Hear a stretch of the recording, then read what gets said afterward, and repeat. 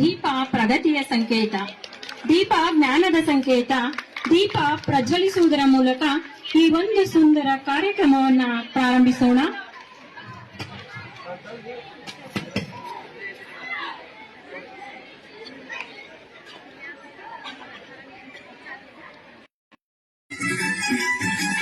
ಮುಂಜಾನೆದ್ದು ಕುಂಬಾರನ ಹಾರುವ ಮುಂಡನ ಹಾಯಾಡಿ ಮಣ್ಣ ತುಳಿದಾನ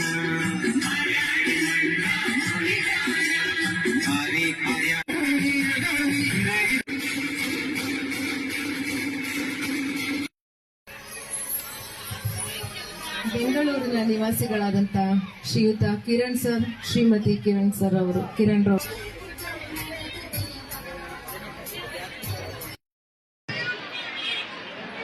ಮುಂದಿನ ಅಭಿನಂದನೆಗೆ ಅರ್ಹರಾಗಿರ್ತಕ್ಕಂಥವ್ರು ಏನು ಪೋಷಕರಿದ್ದೀರಿ, ಈ ಶಾಲೆಗೆ ಮಕ್ಕಳನ್ನು ನೀವೇನು ಕಲಿಸ್ಕೊಡ್ತಾ ಇದ್ದೀರಿ, ನೀವು ಅಭಿನಂದನೆಗೆ ಅರ್ಹರು.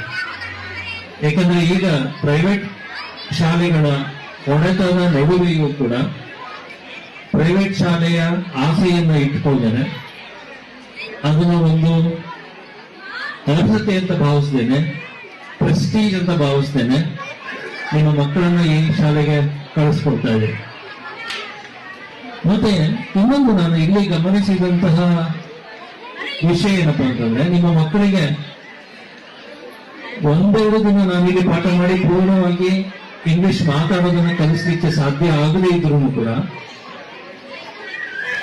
ಅವರಿಗೆ ಬೇರೆ ಯಾರಾದ್ರೂ ಮಾಡಿದಂತ ತಪ್ಪುಗಳನ್ನ ಕಂಡುಹಿಡಿಯುವಂತ ಕೆಲಸವನ್ನ ಮಾಡ್ಕೊಳ್ತಾ ಇದ್ದಾರೆ. ಇನ್ನೊಂದು 2-3 ಮಕ್ಕಳಿದ್ದಾರೆ, ಅವರ ಹೆಸರುಗಳು ನನಗೆ ನೆನಪಿಲ್ಲ. Sir, you don't believe, singular third person present tense ಅಲ್ಲಿ ನಾನು ಬೇಕಂತ ತಪ್ಪು ಮಾಡಿ ಸರಿ ಮಾಡುವಂತಂದ್ರೆ ಸರಿ ಮಾಡುವಂತ ಕೆಪಾಸಿಟಿ ಇದೆ ಮಕ್ಕಳಿಗಿದೆ. ಒಂದ್ 2-3 ಮಕ್ಕಳಿಗಿದೆ. I am proud of them. ನನಗದು ಬಹಳ ಖುಷಿಯನ್ನು ತಂದುಕೊಡ್ತು. ನಾವು ಕೇವಲ ಒಂದು ಜ್ಯೋತಿಯನ್ನು ಹಚ್ಚಿಸ್ಕೊಡ್ತೀವಿ ಅಷ್ಟೇ, ಶಿಕ್ಷಕರು ಮಾಡ್ತಕ್ಕಂಥ ಕೆಲಸ ಅಷ್ಟೇ.